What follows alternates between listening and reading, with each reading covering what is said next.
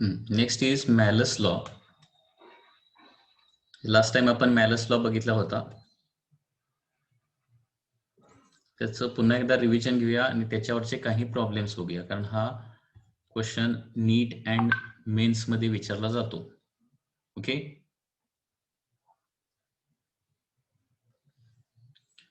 तर हा मॅलस लॉ काय लक्षात घ्या. तर एखाद्या पोलराइड मधून, पोलरायझिंग शीट जी असते त्याच्यामधून इन्सिडेंट लाईट एक सर्टन असेल तर त्याच्यामधून बाहेर पडणारी लाईटची इंटेन्सिटी काय असणार आहे. इन्सिडेंट लाईटची इंटेन्सिटी दिलेली असेल आणि बाहेर पडणाऱ्या लाईटची इंटेन्सिटी काढायची असेल तर पहिली गोष्ट म्हणजे अनपोलराइज लाईट इन्सिडेंट झाली तर काय होणार. अनपोलराइज लाईट, ओके, एखाद्या पोलराइडवर अनपोलराइज लाईट जर इन्सिडेंट झाली की ज्याची इंटेन्सिटी काय असेल आय नॉट असेल, तर इकडून बाहेर पडणारी इंटेन्सिटी किती असते, नेहमी आय नॉट बाय 2 असते. सिमिलरली अनपोलराइज लाईटचे अँप्लिट्यूड जर ए नॉट असेल तर इकडे बाहेर पडणारे जे अँप्लिट्यूड असणार आहे ते किती असणार आहे, ए नॉट बाय √2 असणार. ही अगोदर कन्सेप्ट व्यवस्थित लक्षात घ्या. अनपोलराइज लाईटचं कन्व्हर्जन कशामध्ये होणार आहे, पोलराइज्ड लाईट मध्ये होणार आहे. हे लक्षात आलं का बघा. कुठल्याही पोलराइडवर, ओके, आपण काय केलं, आय नॉट इंटेन्सिटीची अनपोलराइज लाईट इन्सिडेंट केली तर बाहेर पडणारी पोलराइज्ड लाईटची इंटेन्सिटी असते आय नॉट बाय 2. अनपोलराइज लाईटचे अँप्लिट्यूड ए नॉट असेल तर इकडे बाहेर पडणारे अँप्लिट्यूड ए नॉट बाय √2 असणार आहे. ही झाली पहिली गोष्ट मॅलस लॉस रिलेटेड. दुसरी महत्वाची गोष्ट म्हणजे काय, आता पोलराइडवर आपण काय केली, पोलराइज्ड लाईटच इन्सिडेंट केली. पोलराइज्ड लाईट इन्सिडेंट केली. ओके, पोलराइज्ड लाईट इन्सिडेंट केली आणि त्याची इंटेन्सिटी सपोज काय आहे, I1 आहे. I1 पोलराइज्ड लाईटची इंटेन्सिटी किती आहे, I1 आहे सपोज. सो पोलराइज्ड लाईटची इंटेन्सिटी I1 असेल. ठीक आहे, आता पोलराइज्ड लाईट म्हणजे काय असणार आहे, व्हायब्रेशन एका पर्टिक्युलर डायरेक्शन असणार आहे. ठीक आहे, आता व्हायब्रेशनची डायरेक्शन आणि शीटची डायरेक्शन, ओके, शीट मध्ये असणाऱ्या ऑप्टिक ऍक्सेसची डायरेक्शन यांच्यामध्ये जर अँगल थीटा असेल, हे सगळ्यात महत्वाचं आहे लक्षात घ्या. याच्यात अँगल काय असेल, थीटा असेल. म्हणजे पोलराइड आपण थीटा अँगल मध्ये ठेवला तर इकडे बाहेर पडणारी इंटेन्सिटी असते I1 cos square theta by 2 आणि अँप्लिट्यूड जर A1 अँप्लिट्यूड इन्सिडेंट झाली, अँप्लिट्यूड इन्सिडेंट म्हणजे पोलराइज लाईटचे अँप्लिट्यूड A1 असेल तर इकडे बाहेर पडणारे अँप्लिट्यूड असणार आहे A1 cos theta by 2 square root, लक्षात घ्या. ओके, या पद्धतीने हा मॅलस लॉ आहे. त्याच्याच रिलेटेड काही आपण प्रॉब्लेम्स बघूया म्हणजे तुम्हाला लक्षात येईल आणखी. हा, तर याच्यामध्ये लक्षात घ्या, unpolarised light of intensity 32 watt per metre square incident केली एका पोलराइडवर. Okay, this is unpolarised light. Question कसा आहे बघा. आणि त्याच्या समोर आणखी एक पोलराइड ठेवला आणि फर्स्ट पोलराइड आणि सेकंड पोलराइड यांच्यामध्ये अँगल आहे 30 डिग्रीचा अँगल आहे. तर बाहेर पडणाऱ्या लाईटची इंटेन्सिटी काय असेल, फायनली सेकंड पोलराइड मधून बाहेर पडणाऱ्या लाईटची इंटेन्सिटी काय असेल, असा क्वेश्चन आहे. काय आन्सर सांगता येईल बघा. 32 असेल तर इथं अनपोलराइजचं पोलराइज होण्यासाठी सुरुवातीला काय होते माहिती आहे ना तुम्हाला, इंटेन्सिटी हाफ होते, म्हणजे 32चं 16 होणार आणि 16चं परत आता 30 डिग्री अँगल आहे म्हणजे 16 इंटू काय होणार आहे, cos square theta, cos square काय होणार आहे, थीटा बाय 2 ना.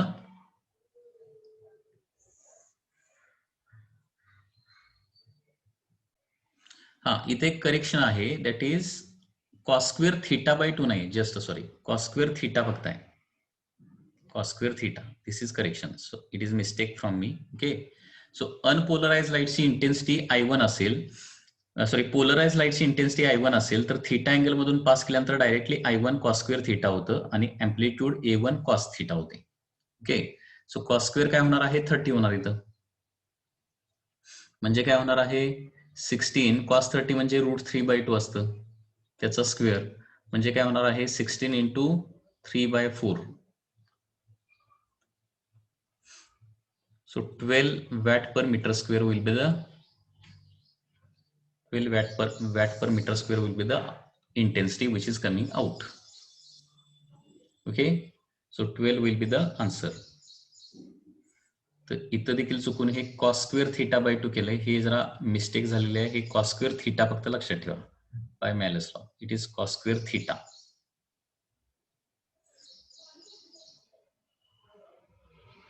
ओके, तर पुन्हा एकदा हा फॉर्म्युला लक्षात घ्या. सो पोलराइज लाईटची इंटेन्सिटी I1 असेल तर इथून बाहेर पडणारी intensity I1 cos square theta असते, कॉस स्क्वेअर थीटा. ठीक आहे. आता याच्यामध्ये डायरेक्टली असं सांगितलं की फर्स्ट अनपोलराइज लाईट 32 वॅटची इन्सिडेंट केली आणि फर्स्ट पोलराइज आणि सेकंड पोलराइड मध्ये 90 डिग्रीचा डायरेक्टली अँगल असेल, 90 डिग्री. तर रिझल्टंट इंटेन्सिटी किती होणार बघा, 16 कॉस स्क्वेअर 90. कॉस 90 झिरोच असतं ना. रिझल्टंट इंटेन्सिटी काय होणार, 0. म्हणजे दोन पोलराइड एकमेकांच्या जवळ असतील आणि त्यांच्यामध्ये अँगल किती असेल, 90 डिग्रीचा अँगल असेल, तर बाहेर पडणारी इंटेन्सिटी काय येणार आहे, 0 येणार आहे. हे व्यवस्थित लक्षात ठेवायचं. परत असा एक क्वेश्चन मेन्स एक्झामला आलेला आहे ऑलरेडी, आणि तो क्वेश्चन काय बघा. There are three polaroids. There are three polarides placed in succession. First polaride वर unpolarized light incident केली, unpolarized light of intensity 32 watt per meter square. Okay, first Polaroid वर incident केलेली इंटेन्सिटी किती आहे, 32 वॅट पर मीटर स्क्वेअर आहे. आणि first Polaroid आणि third Polaroid हे एकमेकाला क्रॉस्ड आहेत. क्वेश्चन मध्ये काय दिलंय, first and third are crossed to each other, crossed to each other. म्हणजे फर्स्ट जर व्हर्टिकल असेल, फर्स्ट काय असेल, व्हर्टिकल असेल, तर थर्ड एक्झॅक्टली हॉरिझॉन्टल आहे.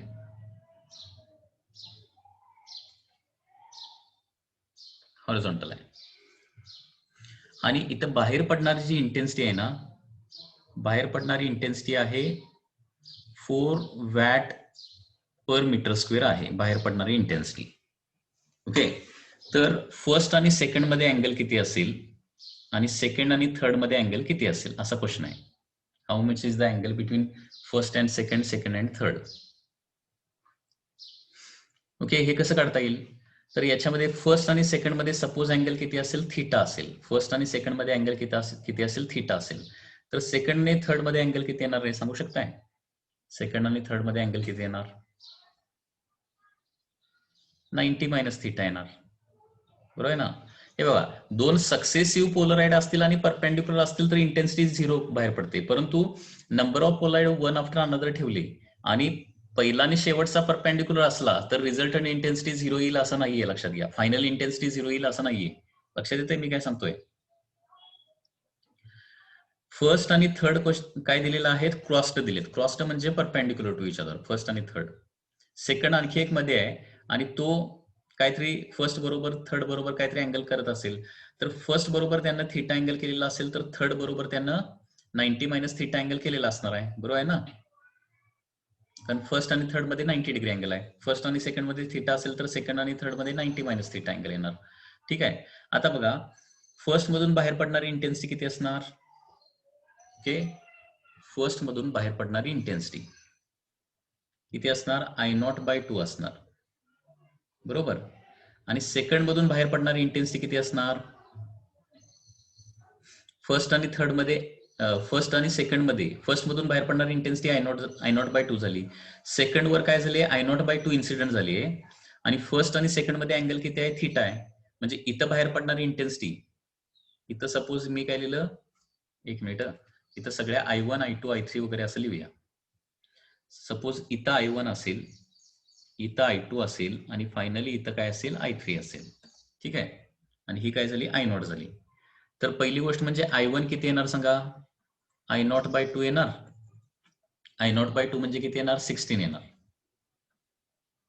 ओके, I0/2 म्हणजे 16 येणार. आता I1 सेकंड वर इन्सिडेंट झाली तर I2 किती येणार, I2 इज इक्वल टू काय येणार, I1 into cos square theta. बरोबर आहे ना.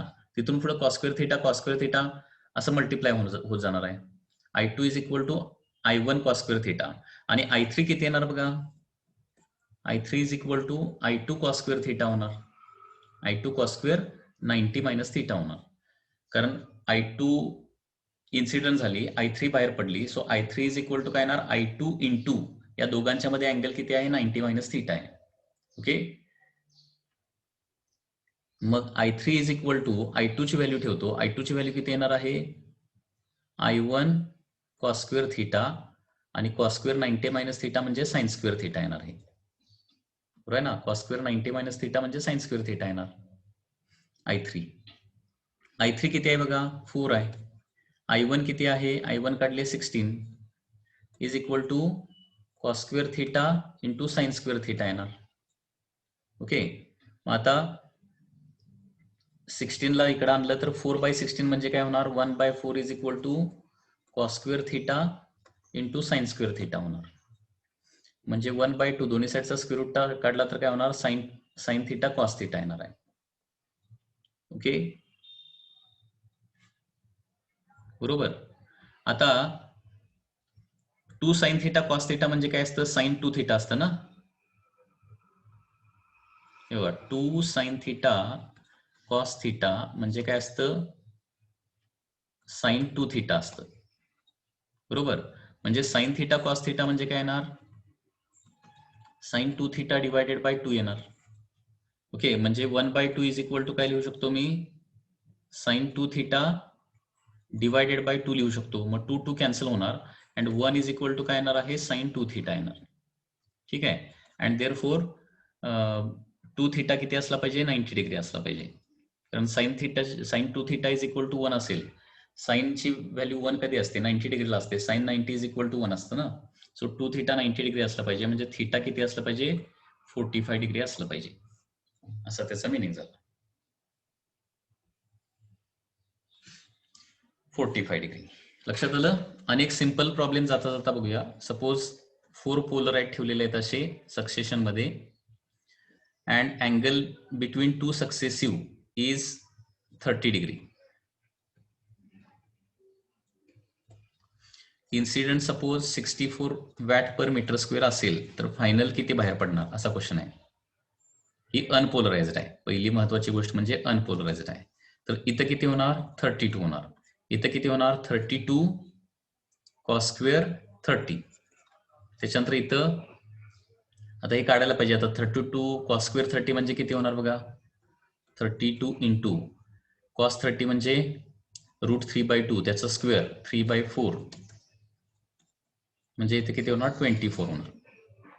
इथं 34 झाली, इथं 24. आता इथं परत 24चं cos square theta, so 24 into 3/4 18 होणार. ओके, आणि परत आता इथं 18 आलं. 18चं परत काय होणार आहे, कॉस स्क्वेअर 30 म्हणजे 27/2 13.5. Final answer 13.5 watt per metre square. म्हणजे थोडक्यात लक्षात काय ठेवायचं आहे बघा, पहिल्या पोलराइड मधून फक्त हाफ करायचं आणि तिथून पुढे कंटिन्युअसली काय करायचं, cos square theta cos square theta cos square थिटानं मल्टिप्लाय करत जायचं, जो काय अँगल असेल तो. मी काय सांगितलं लक्षात येते ना.